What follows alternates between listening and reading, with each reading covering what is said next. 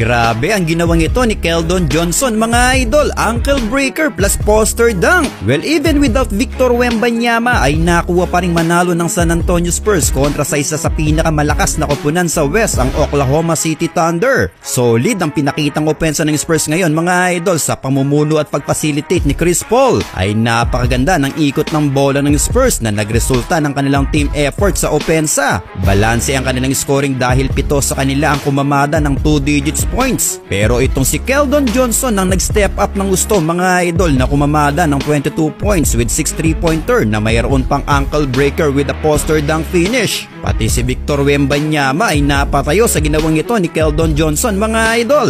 Well, nakuha nga ang panalo ng Spurs sa final score na 110-104. Sayang ang effort ni SGA at Jalen Williams na nakapagtala ng 59 combined points.